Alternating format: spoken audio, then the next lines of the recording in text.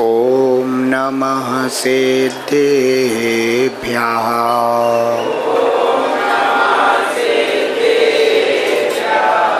ॐ नमः सिद्धेभ्यः।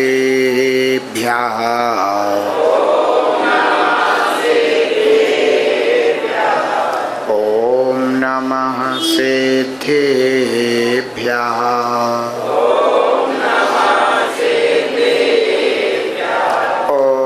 नमः सिद्धेभ्यः।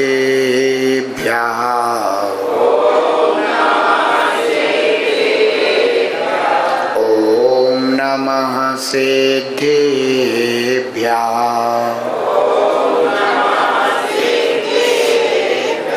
ॐ नमः सिद्धेभ्यः।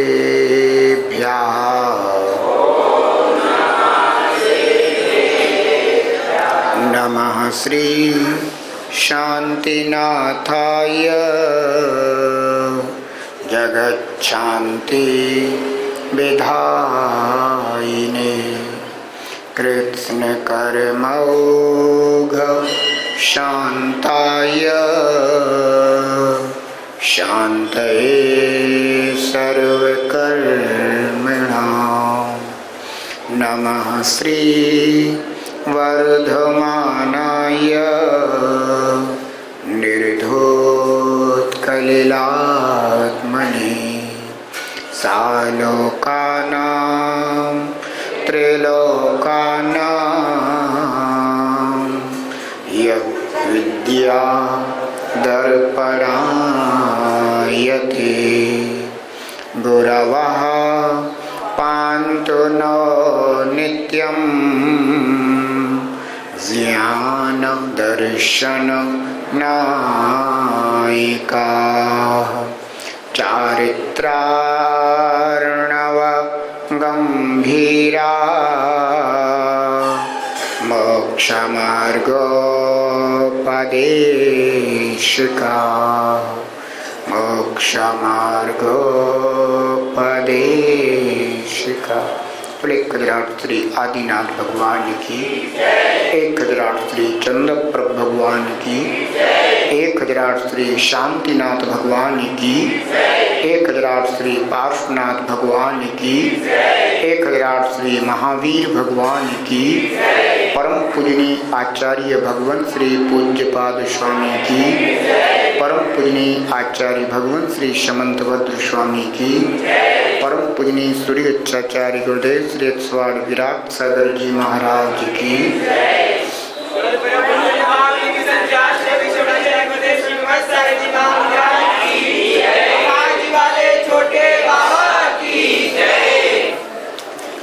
पर्वराज ने दी दस्तक हम सब भी हैं नतमस्तक। पर्वराज ने दी दस्तक हम सब भी हैं नतमस्तक।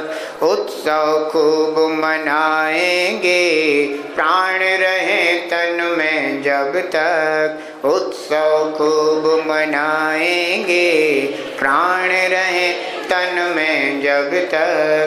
आत्म हितकारी हो आत्म हितकारी यह पर्व कहाए रे।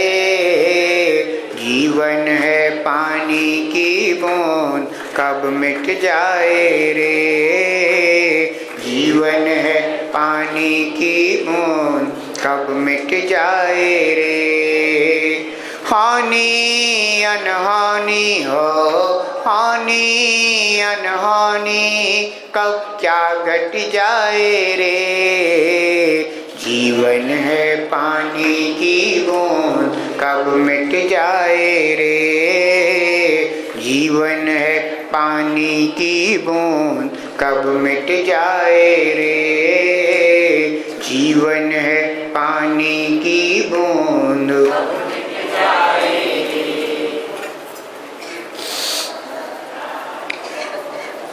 पर्वराज का आगमन हो रहा है। जब घर में नई दुल्हन का प्रवेश होता है तो कितना उल्लास होता है। कितना आनंद होता है, कितना रोमांच होता है। परिवार में कितनी खुशियां होती हैं। जहां पर्वराज का आगमन हो रहा हो, वहां हमारा हृदय कितना उल्लसित होना चाहिए, कितना आनंदित होना चाहिए, कितना रोमांचित होना चाहिए। विचार करना है, इन 10 दिनों में हमें सच्चे श्रावक बन करके अपने आत्महित का उपाय करना है। इन 10 दिनों में कम से कम हम इतनी तो साधना कर लें कि हमारा यह जो मानव जीवन है, यह मानव जीवन व्यर्थ ना हो। इन 10 दिनों में हम कम से कम इतना अपने आप को परिपक्व बना लें कि हम इस मनुष्य पर्याय की परीक्षा में ठीक तरह से पास हो जाए। कभी कभी ऐसा हो जाता है, कोई विद्यार्थी ऐसे होते हैं कि जो वर्ष भर ठीक तरह से अपनी शिक्षा या अध्ययन को प्राप्त नहीं होते, लेकिन जैसे ही परीक्षा का टाइम आता है तो वे ऐसे लग पड़ते हैं कि फिर उन्हें अपने भोजन पान की भी सुध नहीं रहती है, और वो इतनी मेहनत करके कई बार तो अच्छे अंकों से भी पास हो जाते हैं। बंधुओं, ये 10 दिन कुछ ऐसे ही हैं। आपने वर्ष भर कितनी मेहनत करी है ये तो आप ही जानते होंगे, कितना धर्म ध्यान किया है ये आप ही अपने आप में महसूस करते होंगे। लेकिन कम से कम इन 10 दिनों में हम अपने आप को इतना निर्मल बना लें, हम अपने आप को इतना शुद्ध विशुद्ध बना लें कि हम जब भी अपने घर से बाहर निकलें तो हमें ख्याल आ जाए कि आज दशलक्षण पर्व का यह दिन है और हमें आज इस तरह से अपने जीवन को जीना है। अगर हमें यह भी पता ना हो कि आज कौन सा दिन है, तो बंधुओं ये तो ऐसे ही हो गया कि कोई विद्यार्थी परीक्षा तो दे रहा है लेकिन उसे यही पता नहीं है कि आज कौन सा पेपर है। तो इतना तो पता होना चाहिए कि आज हम परीक्षा देने जा रहे हैं तो आखिर कौन सा पेपर हमें देना है। ऐसा ना हो कि परीक्षा हॉल में जा बैठे और तैयारी करके गए थे कि आज परीक्षा केमिस्ट्री की है और पता चला कि बॉटनी का पेपर आ गया, तो अब सारी गड़बड़ हो जाएगी कि नहीं हो जाएगी। तैयारी है केमिस्ट्री की और पेपर आ गया है बॉटनी का, तैयारी है जूलॉजी की और पेपर आया है इकोनॉमिक्स का। अरे कोई भी कहने का तात्पर्य ये हो गया कि कहीं ऐसा ना हो जाए कि तुम यहाँ पर आकर के बैठो और सोचो कि आज प्रवचन हम सुनेंगे उत्तम शौच धर्म के, और पता चला कि प्रवचन हो रहे हैं उत्तम संयम धर्म के। और आज आप जब भी घर से निकलें तो कम से कम इतनी तैयारी के साथ एक श्रावक का स्वरूप आपके जीवन में दिखाई देना चाहिए, है ना। कम से कम एक सच्चे श्रावक बन करके आप घर से बाहर निकलें और हमें इतना समय जिनेन्द्र भगवान की आराधना, सद्गुरु की उपासना, माँ जनवाणी का श्रवण करते हुए व्यतीत करना है। और हमें अपने इन 10 दिनों में इस तरह के नियम निर्धारित करना है, संयम निर्धारित करना है, जिससे कि हमारा यह 10 दिन का जो समय है यह उत्सव और महोत्सव के रूप में व्यतीत हो। वास्तव में यह पर्व हमारे जीवन में पवित्रता को लाए। पर्व का अर्थ ही ये होता है कि जो पवित्रता को लाए उसे पर्व कहते हैं। यूं तो भारत देश में अनेकों पर्व मनाए जाते हैं, लेकिन बंधुओं कुछ पर्व ऐसे होते हैं कि जो हमारी चेतना को जागृत करने वाले होते हैं, और कुछ पर्व ऐसे होते हैं जो हमारी चेतना को मूर्छित करने वाले होते हैं।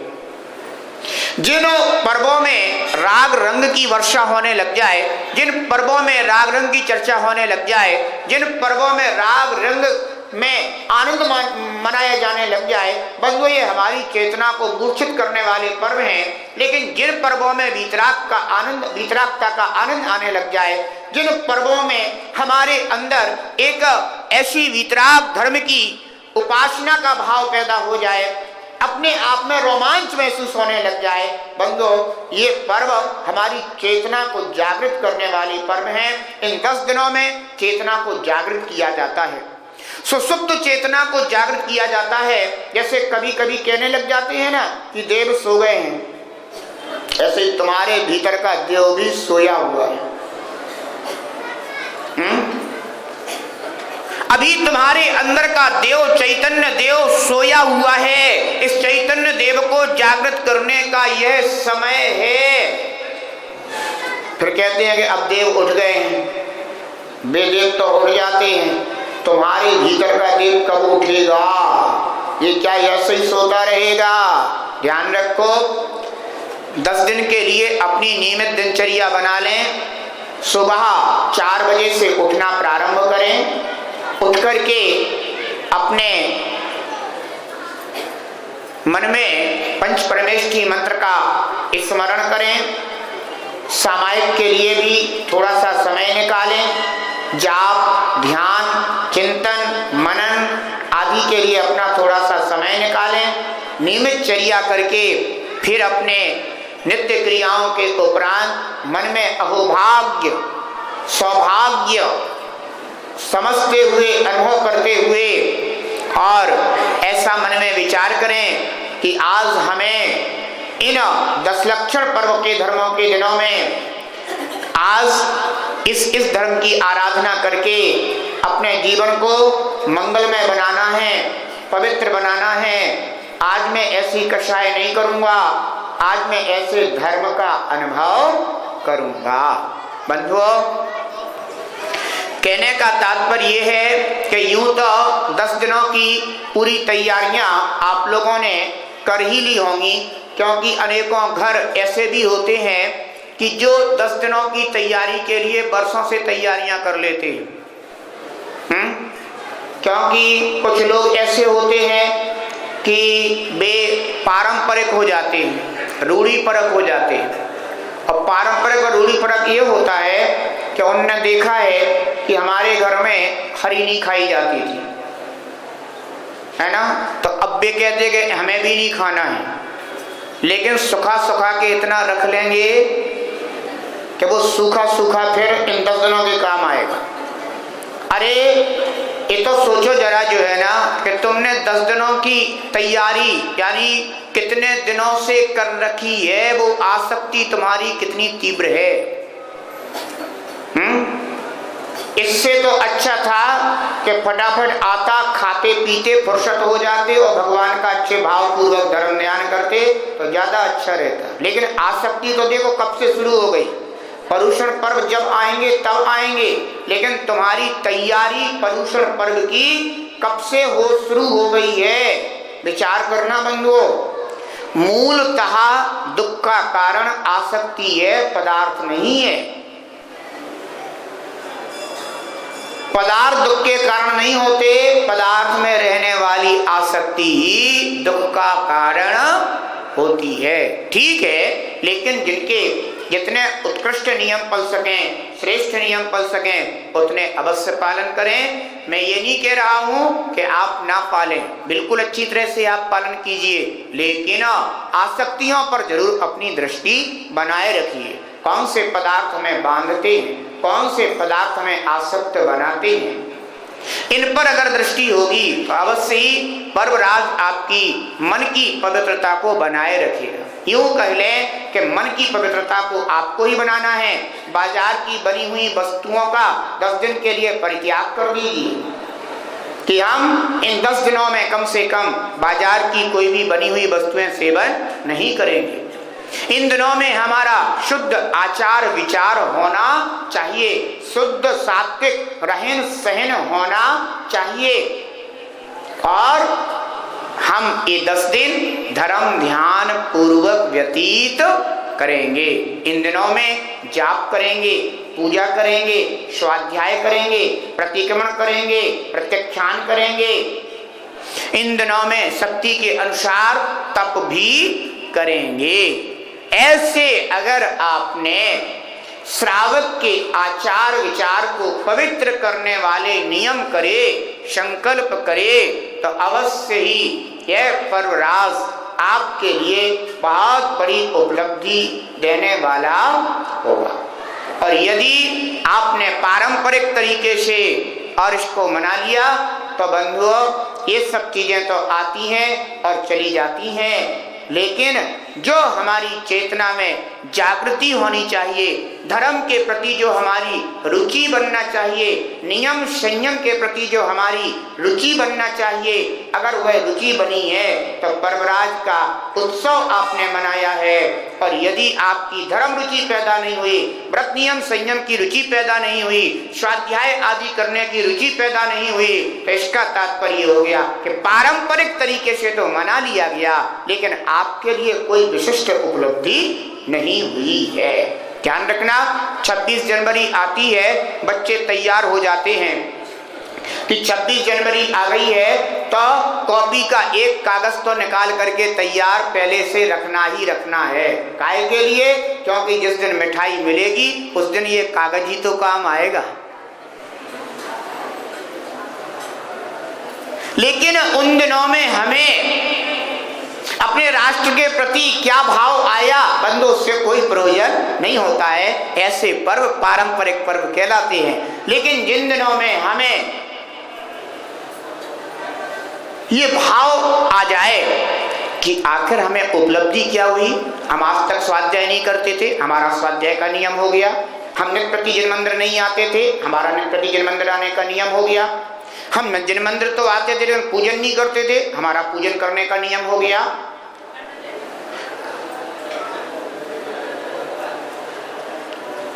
हम स्वाध्याय नहीं करते थे, स्वाध्याय का नियम ले लिया। हम कभी कोई व्रत नियम संयम नहीं पाल पाते थे, हमने एक छोटा सा व्रत नियम संयम पालन करने का नियम ले लिया। बंधुओं, अगर ऐसा कुछ आपके जीवन में आया है तो समझना कि पर्वराज आपको कुछ दे करके गया है। एक बात बताओ, बालक परीक्षा देता है तो अंक सूची में क्या चाहता है? 0 चाहता है या कुछ और भी चाहता है? हाँ? ऐसे अंक चाहता है जो उसके गौरव को सम्मान को बढ़ा सके। 0 तो नहीं चाहता। तुम देख लेना 10 दिन के बाद तुम्हारी अंक सूची में क्या आ रहा है। कहीं ऐसा तो नहीं कि अंक सूची में 0 आ रहे हो। जैसे हम 10 दिन पहले थे वैसे के वैसे ही 10 दिन बाद हैं, तो इसका तात्पर्य क्या हो गया कि जहां थे वहीं हो। अगर बालक जहां था वहीं रहे तो इसका तात्पर्य क्या हो गया कि वो फेल हो गया। तभी तो जहां थे वहीं पर रहेगा वो।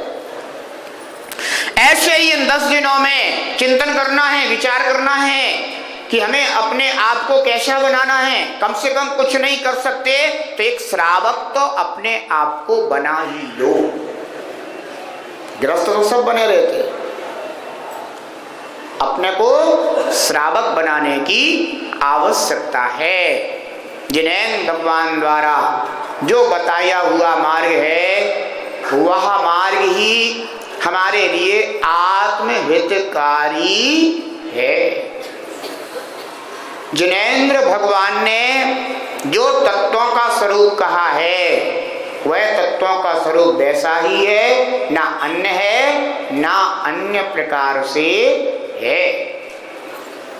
अगर उनके स्वरूप की श्रद्धा हो जाए और स्वरूप की श्रद्धा हो करके हे में हे का भाव, उपाधि में उपाधि का भाव आ जाए तो समझो कि तुमने अपने जीवन में कोई उपलब्धि प्राप्त कर ली है। और हम जानते तो हैं किसी से पूछो तत्व तो कितने होते हैं, कहते तत्व तो 7 होते हैं। कौन कौन से होते हैं? जीव, अजीव, आश्रव, बंध, संवर, निर्जरा, मोक्ष, ये 7 तत्व होते हैं। हमें तो आते हैं, हमें तो आते हैं। हाँ हाँ, तुम्हें तो आते हैं, लेकिन आने के बाद भी तुम्हारे लिए उन तत्वों का जो स्वरूप है, इन तत्वों में, 7 तत्वों में संसार भी है, संसार का फल भी है, मोक्ष मार्ग भी है, मोक्ष मार्ग का फल भी है। आपने क्या समझा इनमें से? आप कहाँ पर हैं? संसार मार्ग में हैं या मोक्ष मार्ग में हैं? संसार मार्ग के फल को प्राप्त कर रहे हैं या मोक्ष फल को प्राप्त कर रहे हैं? आप मोक्ष मार्ग के फल को प्राप्त कर रहे हैं। आखिर आप क्या प्राप्त कर रहे हैं, ये निर्णय तो करना चाहिए था 7 तत्वों को जानने के बाद। 7 तत्वों का कोरा ज्ञान है, और कोरा ज्ञान करके और बस अपने आप को ज्ञानी समझ बैठते हो। अरे ये तो निर्णय करो कि तुम संसार मार्ग में स्थित हो या मोक्ष मार्ग में स्थित हो। तुमने कितना संसार मार्ग त्यागा है? तुम्हारे अंदर संसार मार्ग के प्रति कितनी अरुचि पैदा हुई है? मोक्ष मार्ग के प्रति तुम्हारी कितनी रुचि पैदा हुई है? बंधुओं, निर्णय तो करना पड़ेगा, अन्यथा ये पर्याय अगर हाथ से चली गई और निर्णय नहीं हुआ तो न जाने कौन सी कुयोनी में जाना पड़ सकता है। ऐसी उत्तम योनि बंधुओं बहुत दुर्लभता से प्राप्त होती है। ये तो ऐसी बात है जैसी बहुत सारी छोटी मोटी पार्टियां नहीं होती राजनीति में, है ना, और कदाचित वे पार्टियां भी कभी कभी जो है ना राष्ट्रीय दर्जे का सम्मान प्राप्त कर लेती हैं। लेकिन जब चुनाव होते हैं ना, तो चुनाव होते हैं तो उसमें भी चुनाव आयोग ये बताता है कि देखो अगर तुम्हारी पार्टी ने इतनी सीटें प्राप्त कर ली तो ही तुम्हारा राष्ट्रीय पार्टी का दर्जा रहेगा, और अगर नहीं मिली तो वो दर्जा तुम्हारा समाप्त हो जाएगा। ध्यान रखना, ऐसी दशा अपनी है। अपन को ये जो है ना राष्ट्रीय पार्टी मिल गई है, मनुष्य पर्याय, इससे महान कोई दूसरी पर्याय नहीं है। और अगर इसमें भी अगर हमने धर्म ध्यान नहीं कर पाया, अपनी आत्मा को निर्मल बनाने का उपाय नहीं कर पाया, तो फिर इस पार्टी का दर्जा समाप्त। जाओ किसी खोटी योनि में, कोई योनि में जाओ जहाँ बंधुओं न सोचने की शक्ति, न समझने की शक्ति, न विचारने की शक्ति, न ये पता कि क्या करने योग्य है क्या नहीं करने योग्य है। संसार में देखते नहीं हो इतने सारे जो है ना जीव हैं, इनकी अवस्थाओं को देख करके अपन को विवेकी बनने का प्रयास करना चाहिए। एक बालक अपनी कक्षा में देखता है कि इतने बच्चे फेल हो गए हैं, तो कम से कम वह शिक्षा लेता है कि इन सब ने मटर गश्ती करी थी इसलिए फेल हो गए हैं। मैं पढ़ूंगा, मैं अच्छे से है ना अपने सब्जेक्ट को तैयार करूंगा तो मैं पास हो जाऊंगा। कम से कम वो कुछ तो सोचता है। अरे अपन को भी सोचने की जरूरत है।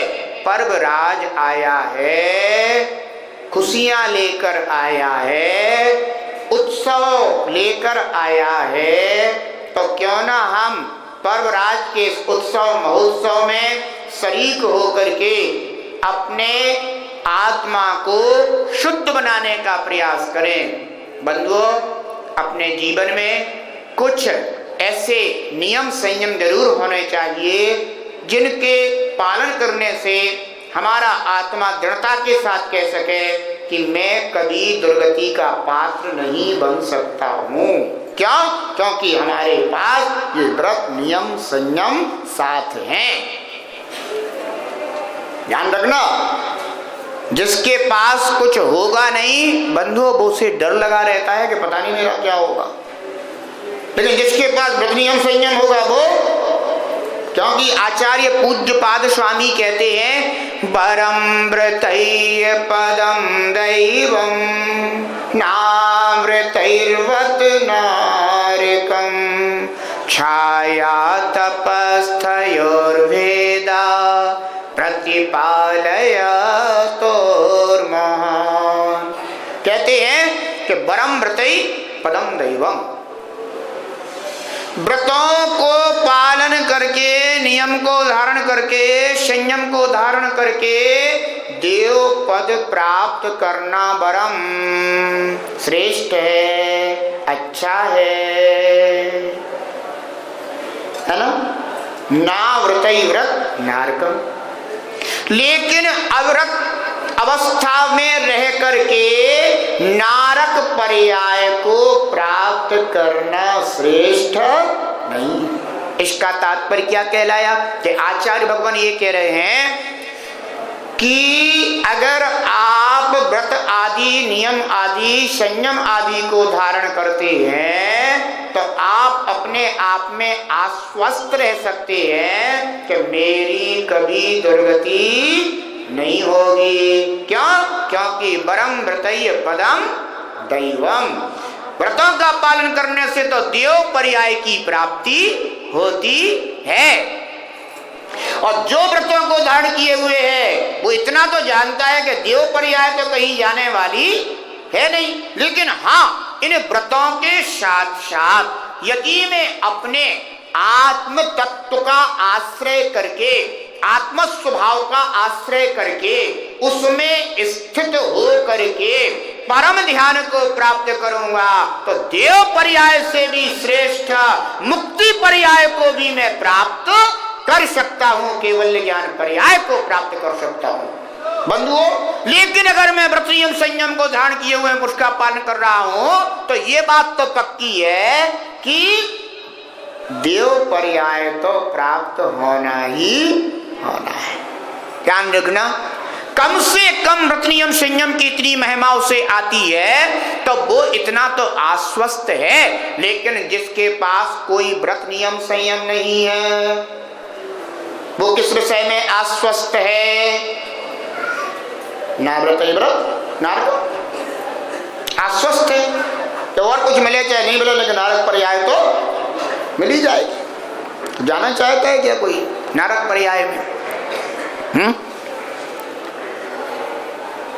बोलो, कोई नारक पर्याय को प्राप्त करना चाहता है कि नहीं करना चाहता तो कम से कम अपने जीवन में ऐसे उत्तम पर्वराज आदि के दिनों में नियम, व्रत, संयम इसको धारण करके इतना तो काम अवश्य कर लेना कि जिससे ये अपनी ही आत्मा अंदर से कहे कि भैया दुर्गति में तो मैं नहीं जाऊंगा।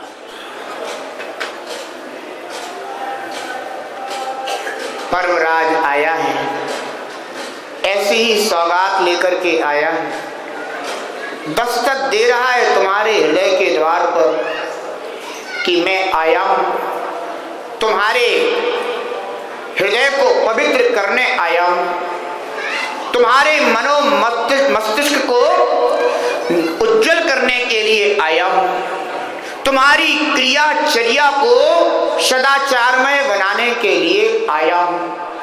तुम जितना स्वागत करोगे उतने ही श्रेष्ठ बनोगे और जितने अपने हृदय के द्वार बंद रखोगे तो बंधुओं आया हुआ यह मांगलिक अवसर अपने हाथ से फिसल जाएगा, निकल जाएगा।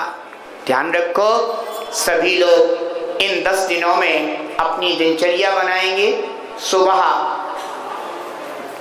ब्रह्म मुहूर्त में जागृत होकर के अपने आत्म तत्व का चिंतन करें, पंच परमेष्ठियों का स्मरण करें, ध्यान करें, चिंतन करें, मनन करें और फिर नित्य क्रियाओं के बाद जिनालय में आकर के घर से ही चलें तो इतने उल्लसित होकर के चलें, इतने हृदय के भाव पवित्र करके चलें कि मैं कहीं और नहीं जा रहा हूँ, मैं तो साक्षात चंद्रप्रभ भगवान के समौ शरण में जा रहा हूँ।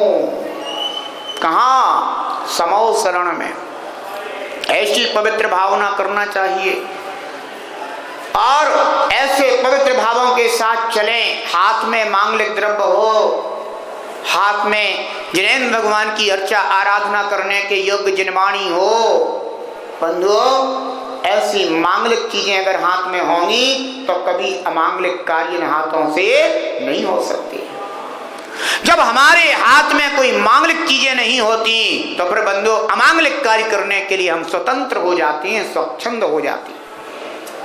ऐसे दृढ़ संकल्प हमें लेकर के चलना चाहिए। हम ऐसे मांगलिक कार्यों को करने के लिए जा रहे हैं, अपनी पर्याय को मांगलिक बनाने के लिए चले जा रहे हैं। घर से चलो तो यही भाव करना कि धीरे धीरे चलो जी मंदिर, भगवान के गुण गाने को बढ़ते चलो हजारों लोगों, बीत रागता पाने को, बीत रागता पाने को।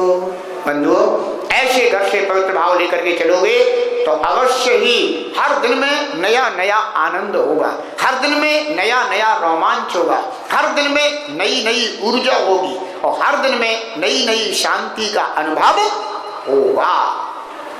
क्योंकि हर दिन नया है, हर पल नया है, हर क्षण नया है। बंधुओं, पर्वराज आपके हृदय के द्वार पर दस्तक दे रहा है कि जागो जागो जागो, सारी चीजें छोड़ दो, अशुद्ध अभक्ष्य वस्तुओं का परित्याग कर दो कि मैं इन अभक्ष्य वस्तुओं का सेवन इन 10 दिनों में नहीं करूंगा, शुद्ध भोजन करूंगा, प्राशुद्ध भोजन करूंगा। ऐसा भोजन करूंगा कि अगर हमारे भोजन की थाली पर बैठते बैठते कोई निर्ग्रंथ मुनिराज आ जाएं तो मैं तुरंत ही जाकर के उनका पड़गाहन कर लाऊं और जो हमारी थाली लगी हुई है उसी थाली में से उन मुनिराज को आहार देकर के अपना सौभाग्य मना लूं। बंधुओं, घर की थाली इन 10 दिनों में कम से कम इतनी पवित्र होनी चाहिए, इतनी शुद्ध होनी चाहिए और अपने जीवन में इतनी शुद्धता होनी चाहिए कि ऐसा सौभाग्य हमें प्राप्त हो ही जाए। बंधुओं, कहने का तात्पर्य है कि अगर आप अपने आप को इतना सात्विक बनाना चाहेंगे तो अवश्य ही आप इतने सात्विक बन जाएंगे। शुद्ध भोजन करें, अभक्ष्य आदि का त्याग कर दें, है ना, और अपने समय को धर्म ध्यान पूर्वक व्यतीत करें। स्वाध्याय में आप लगे हुए हैं, मनन चिंतन में आप लगे हुए हैं, है ना। संध्या काल आ जाए, यहाँ पर मैंने कल कहा था कि श्रावकों के लिए प्रतिक्रमण कराया जाएगा। इन 10 दिनों में प्रतिदिन 6:30 बजे से, है ना, यहाँ पर क्या होगा, प्रतिक्रमण कराया जाएगा। जो समय पर उपस्थित हो जाएंगे उनके लिए अवसर मिल जाएगा, जो समय पर उपलब्ध नहीं हो पाएंगे तो ये वाले जो सामने वाले दरवाजे हैं ये सब यहाँ पर बंद हो जाएंगे। इसमें कोई ये ना सोचे कि धर्म ध्यान तो कराना चाहिए, दरवाजे बंद नहीं करना चाहिए, तो ये तो व्यवस्था है, किसी के लिए धर्म ध्यान के लिए प्रतिबंध नहीं है। लेकिन आपको भी चाहिए कि आप समय पर उपस्थित हों। तो इन बातों का सभी लोगों के लिए ध्यान रखना है। अच्छी दिनचर्या अगर आप बनाएंगे तो अवश्य ही आपकी झोली 10 दिनों के बाद भरी हुई दिखाई देगी, खाली झोली नहीं दिखाई देगी। मैं तो यही चाहूँगा कि आप सबकी झोली भरी रहे, किसी की भी झोली खाली ना हो। और यहाँ तो अगर कोई खाली झोली लेकर के भी आ जाए तो भी बंधुओं यहाँ से इतनी झोली भर के ले जाए, इतनी झोली भर के ले जाए कि तीनों लोकों में कहीं भी चला जाए बंधु हर कोई उसको देख करके और आनंदित हो जाए, रोमांचित हो जाए, सम्मान करे कि वाह धन्य, आपने 10 दिनों तक ऐसा उत्तम धर्म ध्यान किया कि आपकी झोली इतनी भरी हुई है। बंधुओं, तो सभी लोग ध्यान रखेंगे क्योंकि ये पवित्रता के दिन हैं, इन्हें पवित्रता के साथ जिए। क्रोध का निमित्त मिल जाए क्रोध ना करें, मान का निमित्त मिल जाए अभिमान ना करें, व्यर्थ का मायाचार करके कर्म ना बांधें, व्यर्थ की लोभ प्रवृत्ति करके अपने को दुर्गति का पात्र ना बनाएं। जीवन में सत्य लाएं, जीवन में संयम लाएं, जीवन में तप लाएं, जीवन में त्याग लाएं। थोड़ा सा अपने स्वाध्याय के माध्यम से मन को निर्मल करें और आकिंचन का भाव जागृत करें और आत्म स्वभाव को पहचान करके ब्रह्मचर्य की यात्रा करें। बस ये 10 दिन आपके लिए एक सु अवसर है, आपकी उन्नति का एक सु अवसर है, आपके हित का एक सुअवसर है, आत्म उत्थान का। आप अवश्य ही अपने आप के प्रति जागृत होंगे, अपने आप के प्रति सचेत होंगे, आप अपने आप को ऊंचा उठाने का प्रयास करेंगे। क्योंकि बंधुओं, बाहर के कार्यों को करने से आपका कोई भला नहीं हो रहा। आप ये सोचते हो कि मैं परिवार का संचालन कर रहा हूं तो मैं बहुत महान पुरुष हो गया हूं, तो बंधु ये ध्यान रखना, परिवार का संचालन करने वाले महान पुरुष नहीं होते, वे तो दुर्गति के पात्र बन जाते हैं। ऐसे कितने महान पुरुष हैं, चक्रवर्ती जैसे महापुरुष हो चुके हैं इस धरा पर, जिन्होंने अपने परिवार का संचालन करते अंत में बंधु 7 में नरक की आयु का बंद करके और 7 में नरक की यात्रा की।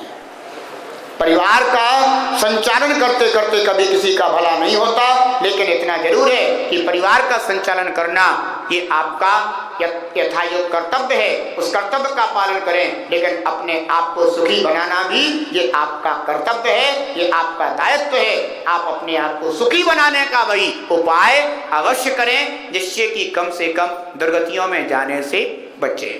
ध्यान रखना बंधुओं, सभी को इन 10 दिनों में संयमित रहना है। मैं तो यही कहूँगा कि इन 10 दिनों में जो भी यहाँ पर दिखाई दें, श्रावक और श्राविका के परिधान में दिखाई दें, है ना। जो भी आए एक श्रावक के परिधान में है, देख करके ही पता चल जाए अहो ये श्रावक।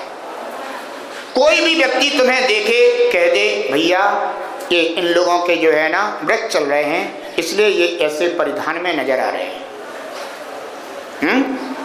जो भी माताएं बहनें हैं वो भी जो है ना उन सात्विक वस्त्र आदि में हो कि जो आपके मन को भी बेकारी ना बनाए, शुद्ध रखें, पवित्र रखें। ऐसा भाव आए वस्त्रों को पहनने के बाद कि हम जिनेंद्र भगवान के भक्त हैं, हम जिनेंद्र भगवान के आराधक हैं। ध्यान रखना बंधुओं, विद्यालय की ड्रेस पहन करके अगर कोई बारात में चला जाए तो अलग दिखाई देगा। विद्यालय की ड्रेस पहन करके कोई बारात में जाता है? नहीं जाते ना। विद्यालय की ड्रेस विद्यालय में ही शोभित होती है, और बारात में जाना हो तो पूरा सूटकेस खोलना पड़ता है। क्यों? क्योंकि वह ड्रेस वही शोभा को प्राप्त होती है। जिनेंद्र भगवान के आलय में अगर आप आ रहे हैं तो यहाँ की अगर आप वेशभूषा पहन करके आते हैं तो अवश्य ही आप यहाँ पर शोभा को प्राप्त होंगे। कहने का तात्पर्य यही है कि हर चीज अपनी संयमित हो, सुव्यवस्थित हो, मन अपना अच्छा होना चाहिए। मन के अंदर उठने वाले कोई भी विकारी भाव धर्म ज्ञान के क्षेत्र में ना हो। संसार को प्रदान करने वाले परिणाम हमारे मन के अंदर ना उठे। हमारे मन के अंदर हो तो चंदा प्रभु हो, नैनों में बसे तो चंदा प्रभु बसे। हम जहां भी देखें हमें प्रभु दिखाई दे। बंधुओं, अगर वो अपने पास होंगे तो फिर अन्य अपने पास नहीं होंगे। अगर वो अन्य अपने पास होंगे तो फिर वो अपने पास नहीं होंगे। हृदय में एक ही समा सकता है, दो नहीं समा सकते। या तो प्रभु समा सकते हैं और या फिर संसारी जीव क्षमा सकते हैं। बंधुओं, अपने हृदय पर प्रभु को विराजमान करें, धर्म धर्मों को विराजमान करें, क्योंकि एक एक धर्म सुनहरा अवसर बनकर के आपके जीवन में आ रहा है। अवश्य ही आप इस कल्याणकारी मार्ग को अपने जीवन में अनुभव करेंगे, दिनचर्या को संयमित करेंगे, रहन सहन को सात्विक बनाएंगे, विचारों को पवित्र रखेंगे और 10 धर्मों का आनंद इन 10 दिनों में अवश्य लेंगे, जो आपके लिए वर्ष भर सुख और शांति को प्रदान करने वाला होगा। पर्वराज ने दी दस्तक, हम सब भी हैं नतमस्तक। पर्वराज ने दी दस्तक, हम सब भी हैं नतमस्तक। उत्सव खूब मनाएंगे, प्राण रहे तन में जब तक। उत्सव खूब मनाएंगे, प्राण रहे तन में जब तक। आत्म हितकारी हो, आत्म हितकारी ये पर्व कहाए रे। जीवन है पानी की बूंद, कब मिट जाए रे। जीवन है पानी की बूंद, कब मिट जाए रे। हानि अनहानि हो, हानि अनहोनी कब क्या घट जाए रे। जीवन है पानी की बूंद, कब मिट जाए रे। जीवन है पानी की बूंद, कब मिट जाए रे। जब रे खजुराहो से शांतिनाथ भगवान की आज का नियम, आज का नियम है कि आज घर पर बैठ कर के चिंतन करना है कि हमें कल से क्या क्या कार्य करना है, क्या त्यागना है ना, क्या छोड़ना है, क्या पालना है, क्या करना है। अपनी डायरी में चिंतन करने के बाद अपनी डायरी में आप अपने उस चिंतन को नोट कर लेंगे और 10 दिनों तक नियमित दिनचर्या बना करके फिर उसका पालन करेंगे। जब एक खजुराहो